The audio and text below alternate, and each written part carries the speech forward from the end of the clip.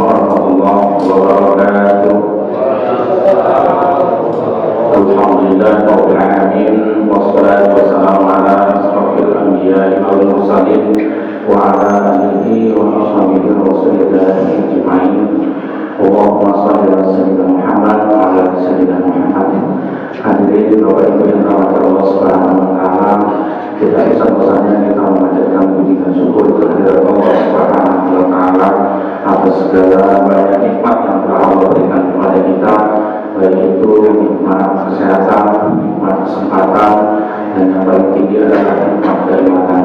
Yang mana dengan nikmat-nikmat ini kita dengan mudah melangkahkan kaki, mengayunkan tangan menuju rumah Allah yang sangat mulia, yaitu untuk melaksanakan sholat subuh secara berjamaah. Selanjutnya selawat dan salam yang kita kirimkan kepada Nabi Muhammad SAW dengan melafazkan Allahumma shalli ala sayyidina Muhammad wa ala sayyidina Muhammad. Assalamualaikum warahmatullahi wabarakatuh. Assalamualaikum ya Habibullah.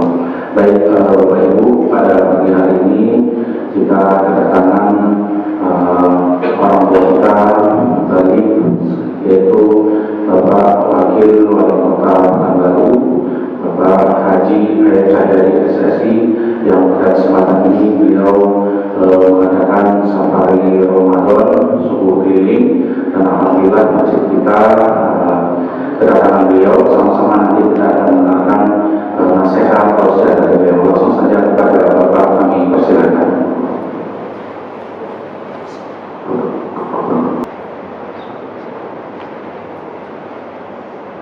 Muhammad Ali begitu gagah melawan Belanda dan takut mati. Yoga salam yang penuh berkah agar kita semua diberkati. Assalamualaikum warahmatullahi wabarakatuh. Waalaikumsalam warahmatullahi wabarakatuh. Alhamdulillahirabbil alamin. Asyhadu an la ilaha illallah wa asyhadu anna Muhammadar Rasulullah. Allahumma shalli ala sayyidina Muhammad wa ala ali sayyidina Muhammad. Ayyuhal hadirun wal hadirat rahimakumullah, ittaqullaha haqqa tuqatih wa la tamutunna illa wa antum muslimun. Kama qala Allah ta'ala fi kitabil karim, ya ayyuhalladzina amanu ittaqullaha haqqa tuqatih wa la tamutunna illa wa antum muslimun. Tsumma qala ya ayyuhalladzina amanu ittaqullaha wabtaghu ilayhi al-wasilah wajahidu fi sabilihi la'allakum tuflihun. Shadaqallahu alazim. Bapak Ibu jemaah rahimakumullah, para alim ulama, para tokoh masyarakat, para imam, para pengurus masjid, kita semua yang berhadir, semoga semua kita diberikan keberkahan oleh Allah Subhanahu wa taala. Amin. Pertama-tama kita bersyukur alhamdulillah di subuh yang berkah, di tempat yang berkah, di waktu-waktu yang berkah, di bulan yang berkah, akhir Ramadan 1443 Hijriah ini, Allah masih berikan kesehatan, perlindungan, keamanan.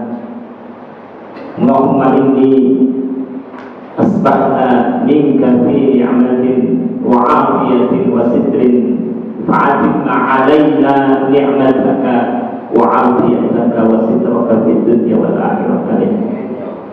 Bismillahirrahmanirrahim. La yadurru ma'asmi syai'un fil ardi wa la fis samaa'i wa huwas samii'ul 'aliim. Amin ya rabbal alamin. Bersalawat kita kepada Rasulullah, Allahumma shalli ala sayyidina Muhammad wa ala ali sayyidina Muhammad, khataman nabiyyin, penutup para nabi dan rasul. Karena setelah Nabi Muhammad sallallahu alaihi wasallam tidak ada lagi nabi dan rasul. Jadi kalau ada orang mengaku nabi sampai ke masjid Al-Mu'min, berarti nabi palsu. Tak ada lagi nabi setelah Nabi Muhammad. Kenapa kata Nabi Muhammad SAW ini penutup para nabi, dan kepada beliau ini sempurnakan Risalah Islam sejak masa Nabi Adam alaihissalam sampai Nabi Isa alaihissalam itu sudah sempurna dan diberikan kepada Nabi Muhammad SAW, sebagaimana yang Allah firmankan, al-yawma akmaltu lakum dinakum wa atmamtu alaikum ni'mati wa raditu lakumul Islam dinan. Al-Maidah ayat 3. Pada hari ini kata Allah, telah aku sempurnakan untuk kamu agama. Jadi Islam ini sudah sempurna dan Allah sudah ridho Islam ini sebagai agama. Maka kalau Nabi dan Rasul sebelum Nabi kita ya, ini diutus untuk hanya kaumnya saja.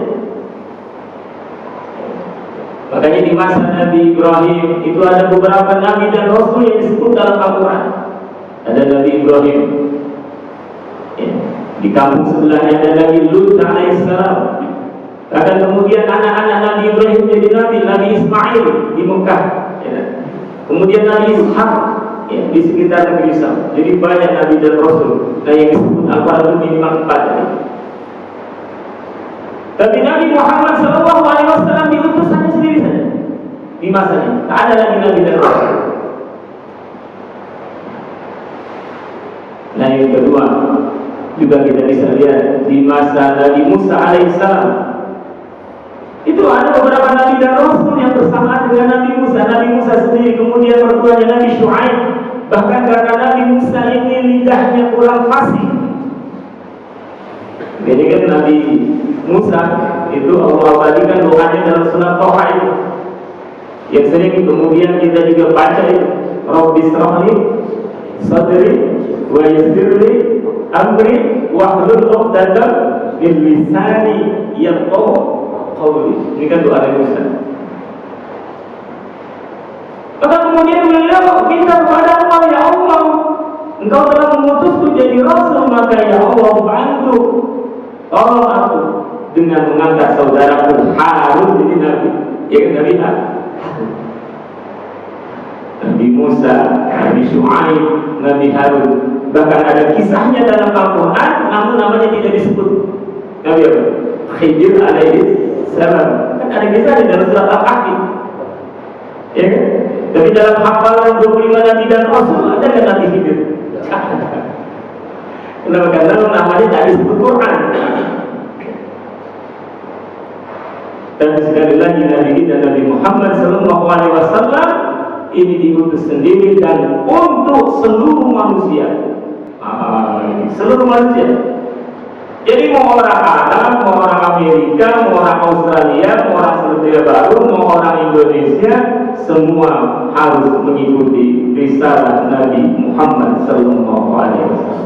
Bahkan jin, enak bangsa jin. Kan manusia sama jin ini memang diciptakan Allah untuk beribadah. Manusia dan jin ini diciptakan oleh Allah untuk beribadah, sebagaimana yang Allah firmankan, wa ma khalaqtul jinna wal insa illa liya'budun. Az-Zariyat ya, ayat 21. Dan tidak ada menciptakan bangsa jin dan bangsa manusia kecuali hanya untuk beribadah kepada Allah. Makanya bangsa jin pun itu mengikut risalah Nabi Muhammad SAW. Makanya di dalam Al-Quran ada surat jin. Ya, Bu, Bu, sudah pernah baca surat jin? Bu, sudah pernah baca surat jin belum? Ada yang belum? Berarti kalau belum berarti nggak pernah hatam Quran. Ya makanya, jadi kalau ditanya, saya belum pernah baca surat jin, ketahuan dia ya, belum pernah hatam surat jin surat 72 ya, atau 73. Nah jadi ini kita bersyukur alhamdulillah ya. Kita dalam keadaan Islam dalam keadaan iman mengikuti risalah Nabi Muhammad SAW. Bapak Ibu yang saya muliakan, saya banggakan di kesempatan subuh yang berkah ini. Saya ingin mengajak kepada diri saya, kepada kita semua, bagaimana ikhtiar kita agar ketakwaan ini selalu bersama kita sampai malaikat maut ingin mencabut nyawa kita. sebagaimana yang Allah firmankan, ya ayyuhalladzina amanu taqullaha haqqa tuqatih wa la tamutunna illa wa antum muslimun. Wahai orang-orang yang beriman, bertakwalah kepada Allah dengan takwa yang sebenar-benarnya takwa, dan jangan mati. Wala tamutunna, jangan kamu mati illa kecuali wa antum muslimun, kecuali itu kita mati dalam keadaan Islam, dalam keadaan berserah diri kepada Allah. Ya, husnul khatimah.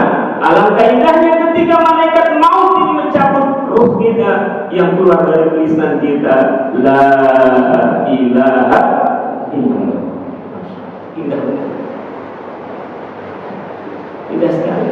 Nah ini ya, kita coba gimana ini cara. Kenapa ini penting menjadi perhatian kita? Ya karena memang kita semua akan mati, dan mati bukanlah akhir dari perjalanan hidup kita. Namun mati dia adalah awal dari perjalanan hidup yang abadi. Karena apa? Karena memang dunia ini hanya sementara. Namun walaupun sementara dunia ini, namun daya tariknya luar biasa. Makanya Allah sebut bal tu'sirunal hayatan dunya. Ya kan? Bal tu'sirunal hayatan dunya. Tetapi pengaruh dunia itu begitu kuat tadi. Makanya kalau kuat sekali pengaruh dunia, kita sudah takbir salat Allahu Akbar, baru baca Allahu Akbar kabir dia mulai. Tadi pas tahun ada yang belum selesai. Langsung kuat sekali di pengaruh dunia itu. Namun Allah ingatkan wal akhiratu khairu wa abqa. Dan ingatan bahwa akhirat itulah yang kekal. Akhirat itu yang kekal. Dan tentu ketika kita mati, kita ingin ketakwaan ini bersama kita. Kita ingin ketika kita mati, benar-benar amal soleh kita ini bisa menolong kita, dan juga tentu kasih sayang Allah Subhanahu wa ta'ala. Maka Allah Subhanahu wa ta'ala selain memerintahkan kita ketakwaan, bertakwa, kita juga diperintahkan untuk berusaha mencari ketakwaan. Jadi kalau ada orang ingin bertakwa namun tak mau datang ke Masjid Al-Mu'min untuk dengarkan ceramah, untuk sholat 5 waktu, untuk aktivitas ibadah, ini dilakukan kesungguhannya. Kenapa? Karena memang selain memerintahkan ketakwaan, Allah juga memerintahkan kita untuk mencarinya. Ya ayyuhalladzina amanu taqullaha wabtaghu ilaihi wasilah wajahidu fi sabilihi la'allakum tuflihun. Al-Maidah ayat 35. Ini bisa dicek. Pak Imam ini insyaallah baca Pak Imam. Tadi di awal mulai baca surat apa yang Anis saya. Anis. Jadi kalau sudah selesai sholat fantasilu bil adi. Namun walaupun fantasilu bil adi, tetap ingat Allah terus. Seperti itu. Tak boleh kita lepas daripada zikir kepada Allah Subhanahu wa ta'ala dalam kesibukan-kesibukan kita.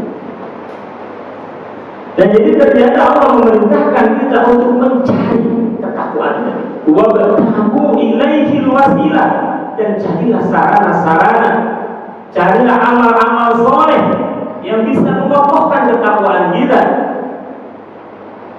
Wajahidu, dan kemudian bersungguh-sungguhlah di dalam amal soleh itu. Mudah-mudahan kita semua termasuk orang-orang yang jadi harus dicari.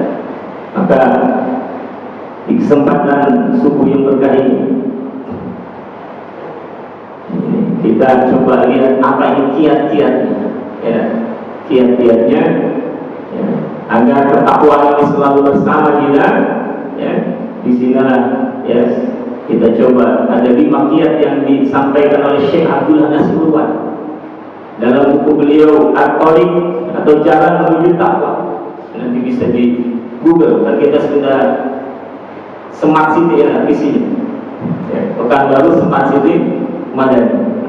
karena sudah smart city, nanti di googling saja jalan menuju takwa Syekh Abdullah Nasirullah, klik nanti keluar itu PDF-nya, namun pastikan ada kuotanya. Jadi klik tak muncul, rupanya kuotanya ada. Jadi kata Syekh Abdullah Nasirullah ada 5 kiat yang harus selalu ada sama kita agar ketakwaan ini ya, selalu bersama kita, ya, sehingga kemudian ketika malaikat maut mencabut ruh kita dalam keadaan bertakwa. Apa 5-nya ini adalah pertama mu'ahadah. Pertama adalah mu'ahadah. Ingat kita, mu'ahadah kita. Apa mu'ahadah ini? Janji setia kita. Semua manusia ini sudah berjanji setia di alam ruh ketika Allah tiupkan ruhnya itu, ya. Segumpal daging itu, apa kata Allah? Alastu bi rabbikum. Bukankah aku ini Tuhan? Nah, ini semua manusia loh. Jadi mau orang Arab, mau orang Asia, mau orang Amerika, Afrika, semua manusia. Alastu bi rabbikum. Bukankah aku ini Tuhan? Dan saat itu di alam ruh semua manusia menjawab bala syahidna. Benar, kami bersaksi. Jadi ini, makanya karena semua manusia di alam ruh ini sudah bersaksi bahwa Allah adalah Tuhannya, maka setiap bayi yang lahir, kata Nabi, dalam keadaan fitrah. Ya, ada hadis ini. Setiap bayi yang lahir itu dalam keadaan fitrah. Fa'abawahu yuhawwidanihi aw yumajjisanihi aw yunassiranihi. Kata Nabi, kemudian kedua orang tuanya yang menjadikan dia sebagai Yahudi, Majusi atau Nasrani. Kenapa enggak disuruh Islam? Kenapa disuruh? Ya, karena fitrah itu Islam. Fitrah itu Islam. Makanya dalam surat Ar-Rum, surat 30 ayat 30, Allah sebutkan fa'akim wajhaka lid-dini hanifa fitratallahi allati fataran nasa 'alaiha la tabdila li khalqillah dzalika ad-dinul qayyim walakinna aktsaran nasi la ya'lamun. Maka hadapkanlah wajahmu dengan lurus kepada agama Allah. Itulah fitrah Allah.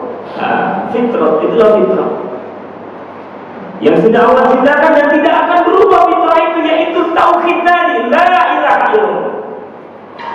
Akan tetapi kebanyakan manusia ini tidak mengerti.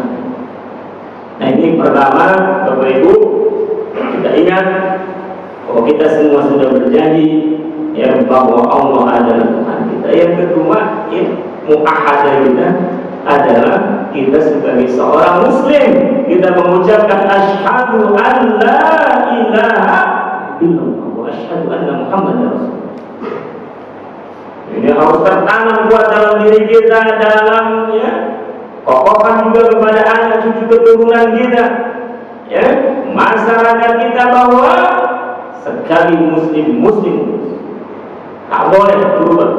Makanya Nabi mengajarkan doa, ya muqallibal qulub tsabbit qalbi ala dinik.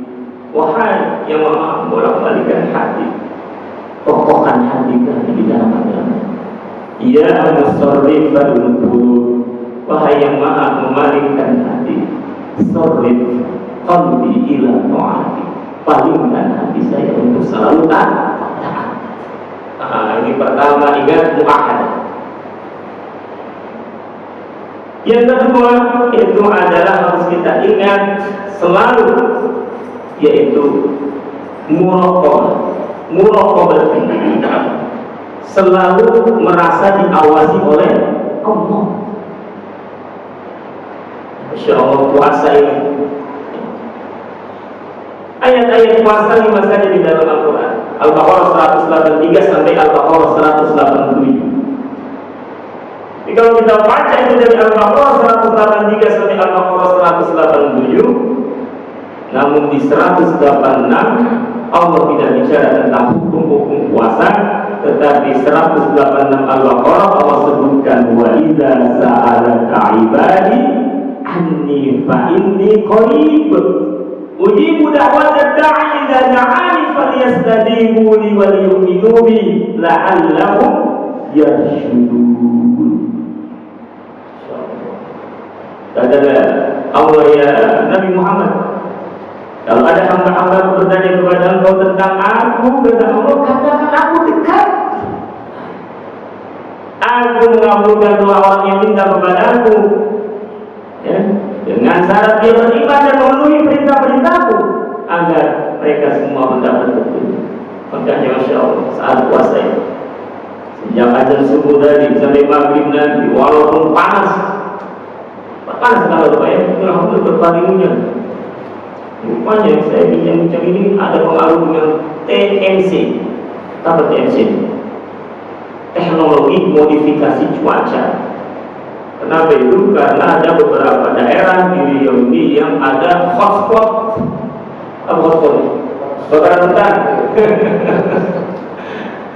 Jadi ada hotspot, ada kebakaran hutan, lahan gitu ya. Nah, jadi dibuatlah teknologi dari TMC ini, teknologi modifikasi cuaca. Ingin bagaimana yang kebakaran lahan ini dibuatkan hujan buatan, kemudian bisa ada angin. Tapi ternyata anginnya bergerak arah pekan barat.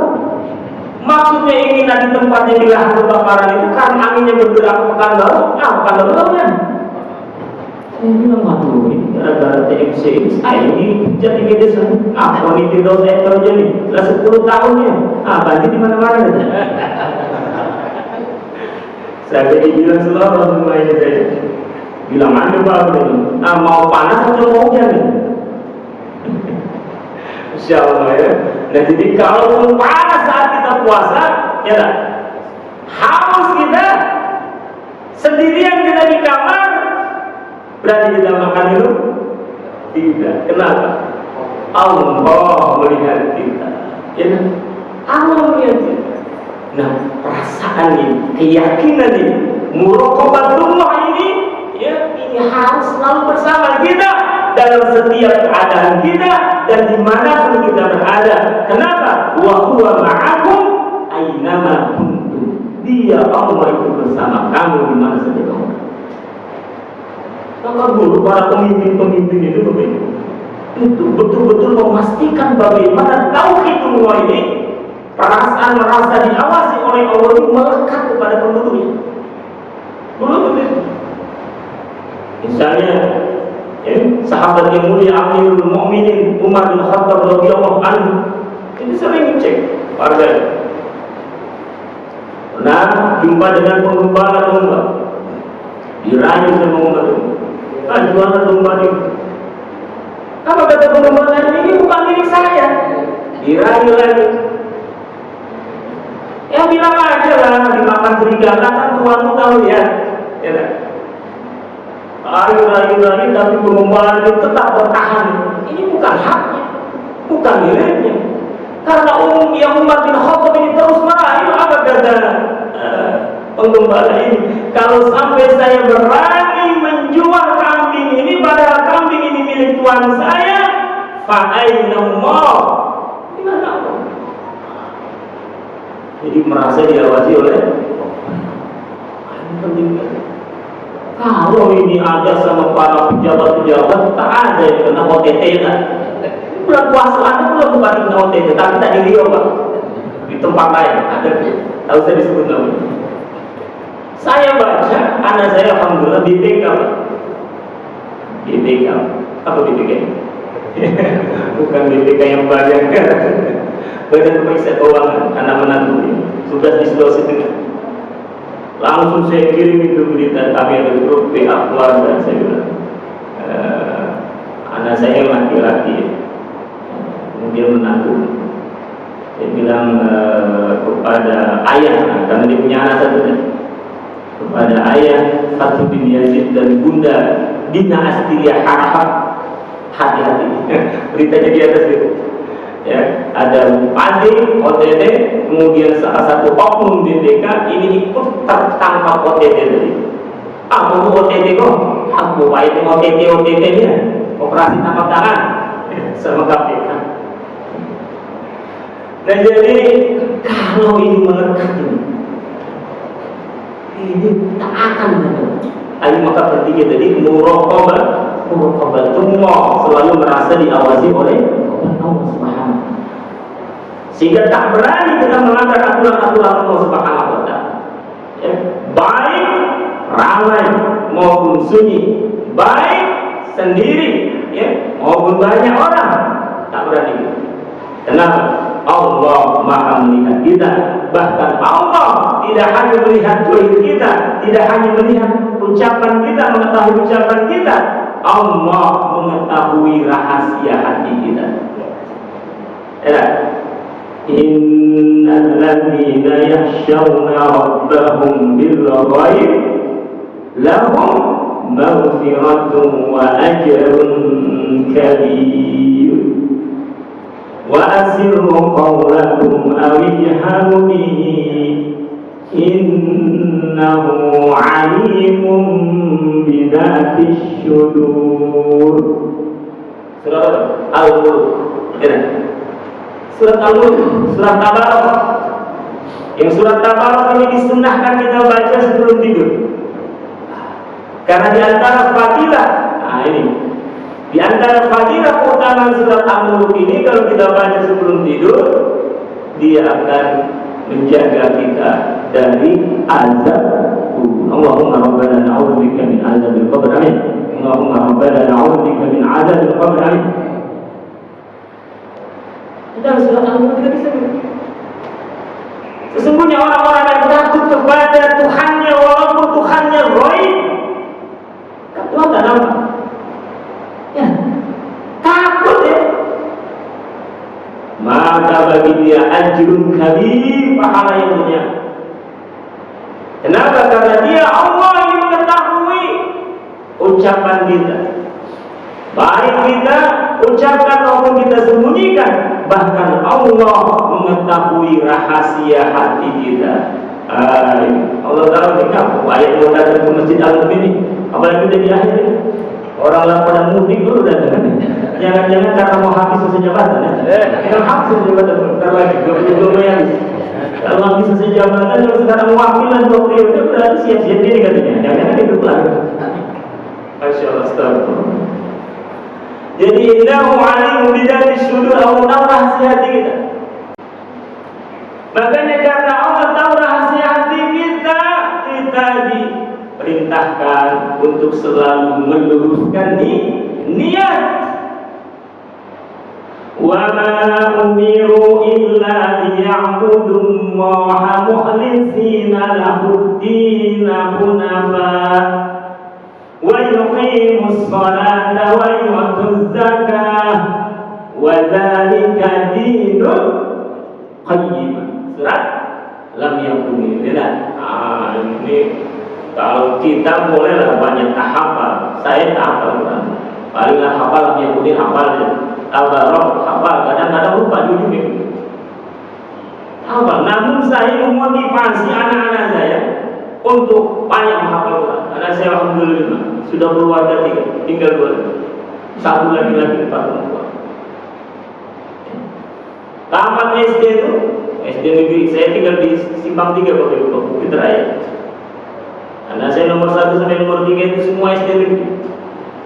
Pas 2004 saya wakil ketua DPRD, alhamdulillah memberikan amanah sebagai wakil ketua DPRD, ada juga lah Allah karuniakan fasilitas. Itulah anak-anak saya mulai masukkan ke pondok pesantren. Saya motivasi hafal Quran.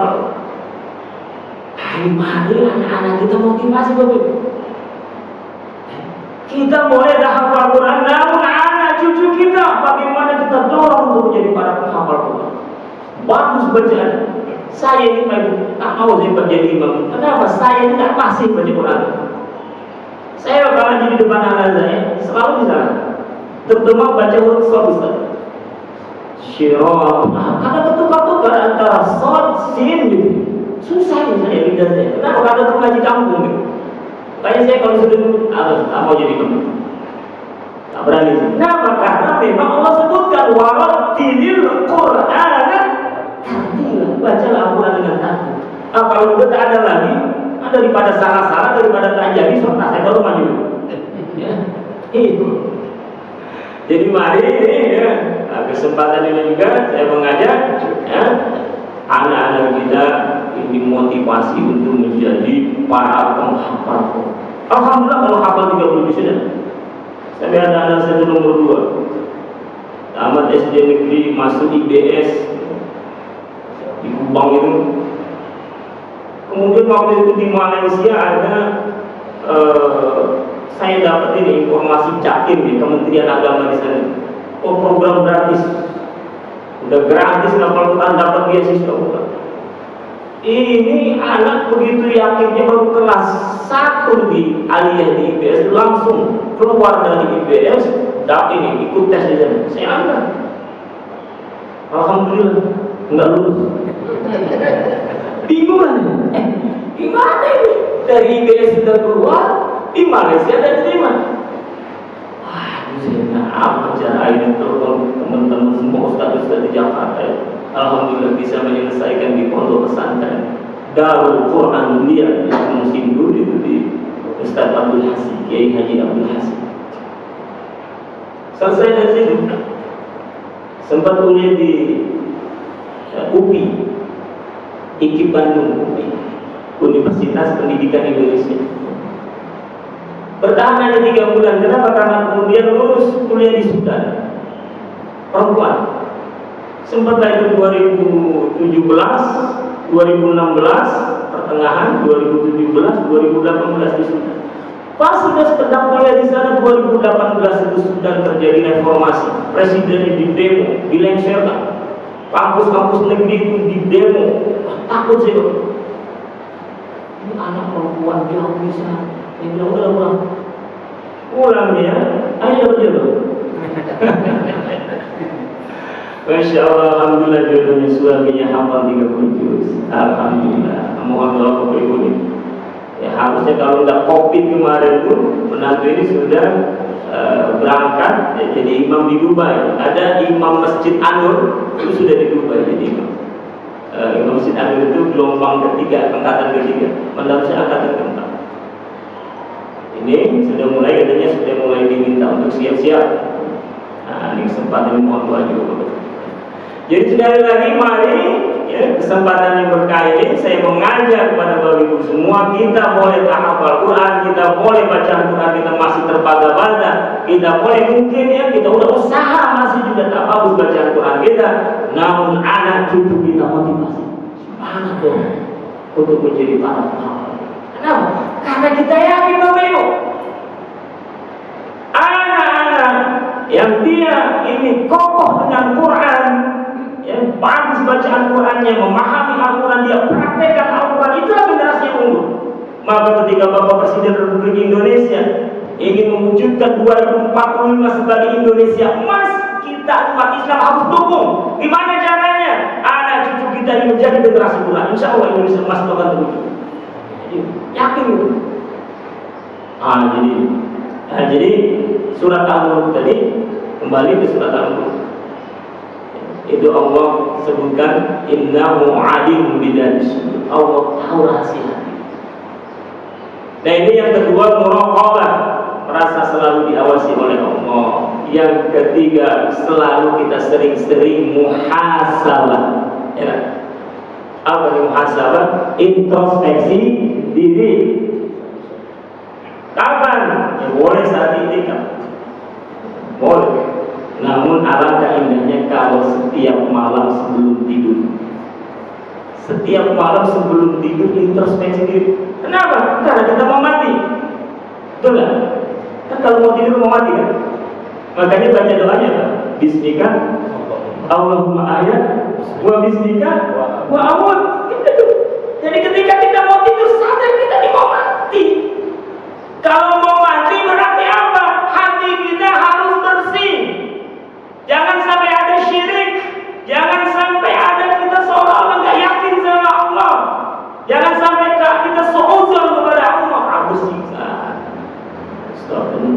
Astagfirullah. Kalau kita dapati dalam hari tadi sebelum tidur itu ibadah, alhamdulillah ya Allah. Sabbit qalbi ala dinik ya Allah. Sawwib qalbi ila ta'atik ya Allah. Begitu pula hubungan kepada sama manusia. Ingat. Kalau ada mungkin gitu ya, ucapan dari kita interaksi kepada sama manusia kurang enak, kita maaf. Jadi benar-benar ketika tidur itu, yang mau tidur itu kepada Allah kita mengokohkan tauhid kita kepada Allah dan kepada sesama manusia, tak ada lagi sangkut pautnya, tak ada hasad, tak ada dengki. Insya Allah ternyata ini rahasia seorang sahabat Ansor yang dibilang sama Nabi penduduk surga 3 kali dalam satu majelis lewat sahabat ini kata Nabi itu penduduk surga, itu ahli surga, itu ahli surga. Sampai kemudian Abdullah bin Amr bin As itu datang ke rumah sahabat ini ingin tahu rahasianya. Apa rahasianya? Nah, jadi Bapak Ibu kalau kita dapati misalnya di masjid ya, Al-Mu'min ini yang paling khusus sholat, kita tanya apa rasanya kalau dia sholat khusus lagi, doanya nangis dan bertanya apa rasanya. Nah, jadi kita harus termotivasi untuk meningkatkan amal ibadah kita. 3 hari 3 malam Abdullah bin Amr bin As itu di rumah sahabat ini tak ada yang istimewa. Ya bangun jam 1 paling dia astagfirullah la ilaha illallah tidur. Itu aja. Pas menjelang subuh langsung segera berwudu berangkat ke Masjid Nabawi. 3 hari 3 malam kata Abdullah bin Amr bin As tak ada istimewa. Akhirnya buka rahasia Abdullah bin Amr bin As ini, saya kesini nginap di rumah ini dalam rangka tahu apa rahasianya. Kenapa engkau ini disebut sebagai ahli surga? Akhirnya saya sebelum tidur selalu muhasabah. Ya sehingga ketika mau tidur tuh tauhid kepada Allah, kepada manusia, tak ada hasad, tak ada iri, tak ada dengki. Maka kesempatan ini mari nih. Jangan pula sama tetangga minta maafnya nunggu besok satu sahabat. Jauh nih Bapak Ibu. Tanggung besok tinggal berapa hari lagi satu sahabat. Besok aja lah minta maaf. Jangan ditunda-tunda gitu ya. Siapa yang menjamin kita bisa ini sampai satu Syawal? Jangan ditunda-tunda. Kita tunda-tunda nanti satu Syawal aja lah baru datang minta maaf. Rupanya malam nanti mati. Kacau. Gimana malam nanti mati masih ada urusan?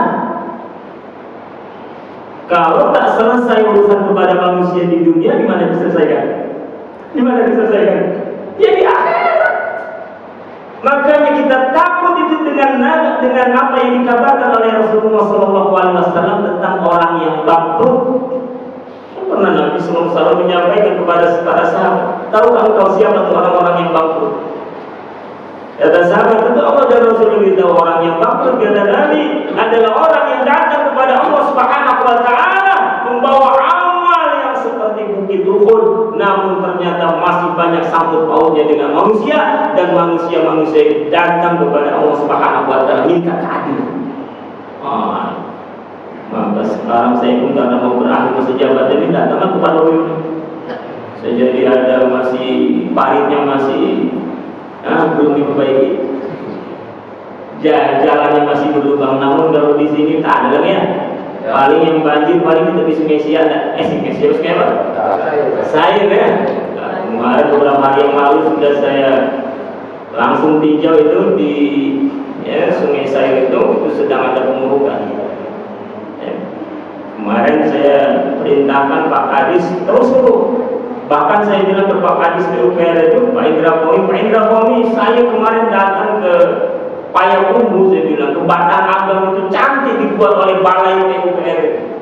Kiri kanan ada jalan inspeksi, kemudian bisa untuk jogging gitu. Saya bilang kalau bisa itu dibuat dari sungai saya seperti itu. Memang PT kita, anggaran kita terbatas, saya bilang. Namun minta dari pusat. Sudah Pak, apa tadi rasakan? Itulah Pak. Jadi sejak dari Jalan Harapan Raya itu, kan ada jembatan Pak ya, dekat ya, harapan jembatan nanti ke arah nanti sampai Sungai Siak, itu ada komitmen dari balai, itu kiri kanannya dijadikan jalan inspeksi. Di Sungai Sayur. Masyarakat indah tuh ya. Mudah-mudahan bisa terwujud ya. Kalau nggak terwujud sekarang, mudah-mudahan 2024 ya. Antas yang wali kota ini 2024 ya. Betul lah.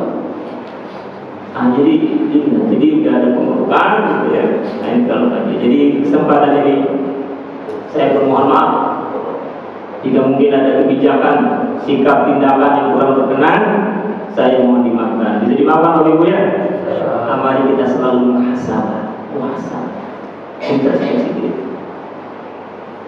Kemudian yang keempat, ketika kita dapat di dalam muhasabah itu, ya, itu kekurangan kita, kelalaian kita, ya.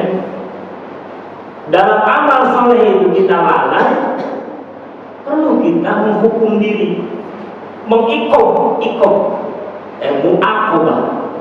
menghukum diri, untuk mendidik diri kita.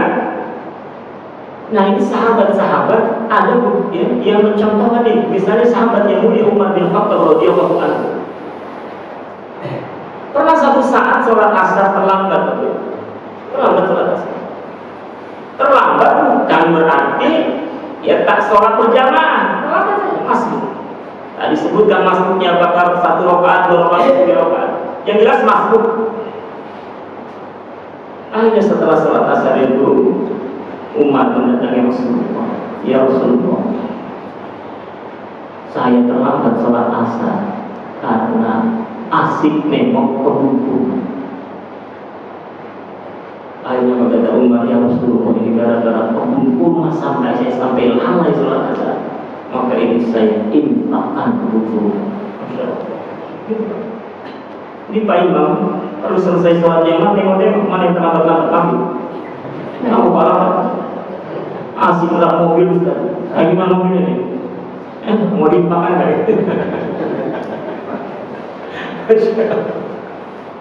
Ya jadi menghukum diri ini menyesuaikan dengan diri kita. Namun memang diri kita yang harus dididik. Ada sahabat itu yang dia ulama, salafus soleh, itu yang membuat kuburan di belakang rumahnya, Pak. Kuburan betul-betulnya kubur. Ya, itu kalau dia dapati dirinya malas, dia masuk ke liang itu, ya kemudian minta ditutup. Kamu tidak ditutup pakai tanah gitu dah. Kalau pakai tanah mati beneran gitu. Untuk merasakan saja bagaimana ini suasana kubur. Jadi ada yang seperti itu. Nah inilah mu'aqabah, ini penting. Ya, ketika kita dapati kelalaian di dalam diri kita. Nah yang kelima itu adalah mujahadah. Kita dapati sudah wasilah-wasilahnya, misalnya wasilah sholat 5 waktu berjamaah di Masjid Al-Mu'min. Kita ini bagaimana bisa istiqomah menunggu waktu sholat, belum azan sudah kita ada di Masjid Al-Mu'min. Harus sungguh-sungguh mujahadah. Kita dapati ini kalau kita ba'da subuh ini langsung tidur langsung pulang gitu ya, langsung pulang ba'da subuh apalagi puasa, apalagi sahur ba'da subuh, akhirnya kalau di rumah gimana? Tidur ya. Berarti kita harus mujahadah nunggu di Masjid Al-Mu'min. Mujahadah bersungguh-sungguh. Ini penting mujahadah ini bersungguh-sungguh. Masya Allah, Ramadan sudah 27 atau 28 hari.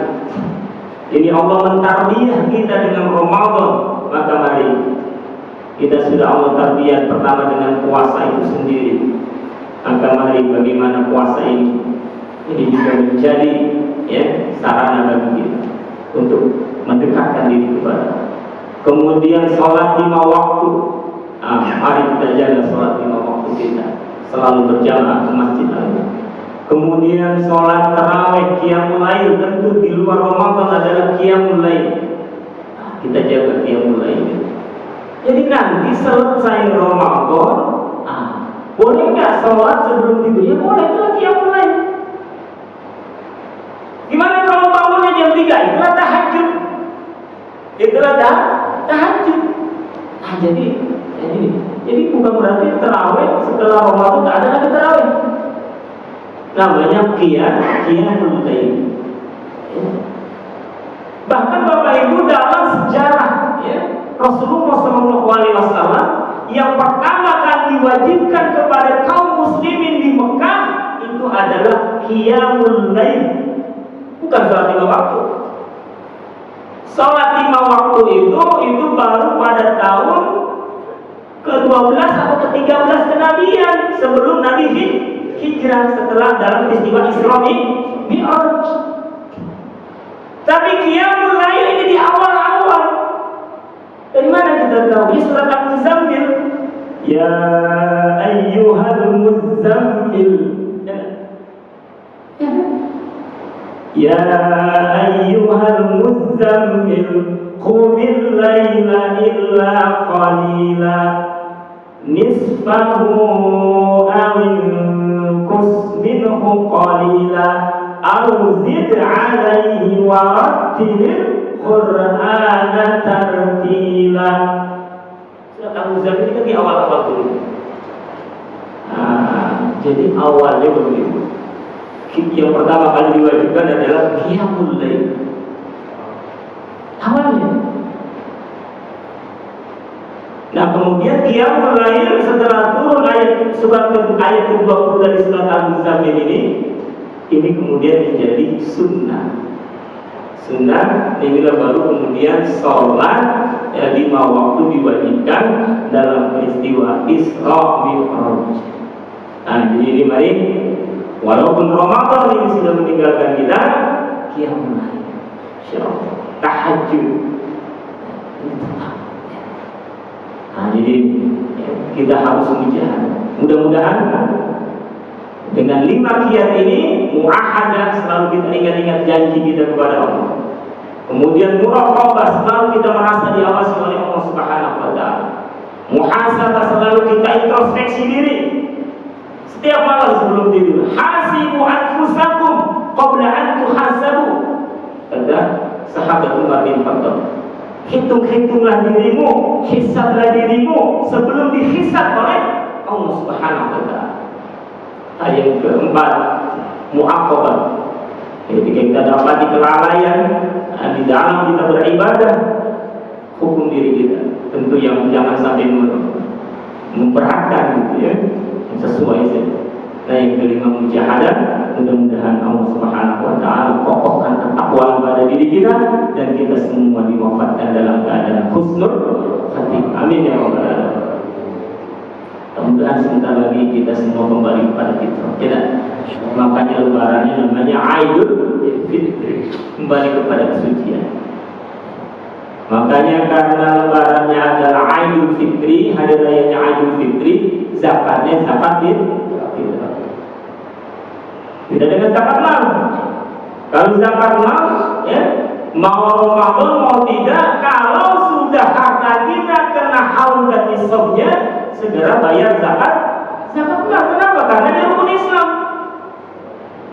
Tapi kalau zakat fitrah, mau kaya mau miskin, mau besar mau kecil, sampai bayi yang baru lahir di Ramadan ini sampai khatib naik ke atas mimbar bayar zakat fitrahnya. Ini Bapak Ibu yang belum bayar zakat fitrah, segera bayar zakat fitrah. Ya, segera bayar zakat fitrah. Mudah-mudahan di dalam kita semua betul-betul kembali kepada kesucian ini. Tadi panggilnya bagi Panglima Muhammad Ali. Siapa Panglima Muhammad Ali? Panglima Muhammad Ali ini adalah marhum Pekan. Siapa marhum Pekan? Ya, gelar setelah wafat daripada Sultan Siak V. Siapa nama Sultan Siak V? Itulah Sultan Muhammad Ali Abdul Jalil Muazzam Shah, pendiri kota Pekanbaru yang makamnya ada di samping Masjid Raya Pasar Bawah. Kalau kita ke Masjid Raya Pasar Bawah, itu sebelah kanan ada komplek makam marhum Pekan. Nah, di sana ada marhum Bukit, ayah daripada marhum Pekan, ya, Sultan Alamuddin namanya. Kemudian makam marhum Pekan, kemudian ada makam istri dari marhum Bukit, kemudian ada makam menantu Sultan Alamuddin, seorang syekh dari Yaman, Syekh Sayyid Utsman. Ada di samping masjid. Siapa ini Syekh Sayyid Utsman? Para ulama dari negeri Yaman yang kemudian berdakwah di kawasan Asia Tenggara ini. Nah, Syekh Sayyid Utsman inilah berdakwah di kerajaan Sia Sri Indrapura. Kemudian dijadikan menantu. Ternyata nasabnya ini sampai kepada Rasulullah Sallallahu Alaihi Wasallam. Jadi negeri ini bukan baru ini ada anak cucu keturunan Rasulullah yang makamnya itu sampai masjid. Nah, terkait dari Mafhum Pekan ini mohon doa Bapak Ibu semua, Pak Ustaz, ya, Pak Imam, ini kita usulkan menjadi calon pahlawan nasional. Saya sebagai ketua TP2PD, ya, ini sudah melengkapi seluruh persyaratan. Tanggal 30 Maret yang lalu bersama Pak Wali, Kepala Dinas Sosial Provinsi, Kepala Dinas Sosial Kota, TP2PD Provinsi, TP2PD Kota, semua berkas persyaratan pencalonan sudah kita kirimkan ke Dirjen Kepahlawanan Kementerian Sosial dan sudah lengkap semua. Tinggal dari tim pemerintah pusat akan melakukan verifikasi. Nah, jadi mohon doa, mohon dukungan, mudah-mudahan ya, ini kita ajukan sebagai calon pahlawan nasional. Mudah-mudahan Allah ijabah, amin. Sehingga nanti bertambahlah pahlawan-pahlawan nasional dari Riau. Sekarang cuma 2 saja. Siapa pertama? Tuan Tutam Abu Sayyid. Yang kedua Sultan Syarif Qasim II. Padahal banyak orang-orang besar yang dulu melawan Belanda itu, diantaranya adalah Panglima Muhammad Ali.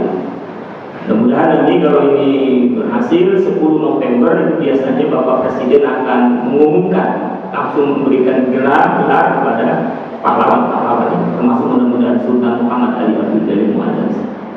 Demikian Bapak Ibu, mohon maaf ya mungkin ada ucapan yang kurang berkenan dalam kesempatan yang kali ini. Jadi walaupun masa jabatan berakhir 22 Mei, namun silaturahim kita membangun Kota Pekanbaru ini terus kita lanjutkan. Bagaimana kita bangun Pekanbaru yang berkah ini, yang di sini ada tuahnya daripada cucu Rasulullah SAW. Kota yang kita cintai ini kita sama-sama bangun agar Pekanbaru ini menjadi baldatun thayyibatun wa rabbun ghafur. Mohon maaf, subhanakallahumma wa bihamdika asyhadu an la ilaha illa anta astaghfiruka wa atubu ilaik. Assalamualaikum warahmatullahi wabarakatuh.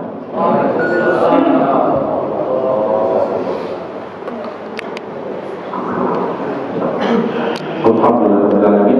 Subhanallah mengucapkan kepada Haji PSSI yang telah menyampaikan tausiahnya pada hari ini. Mudah-mudahan ilmu yang diberikan beliau dapat kita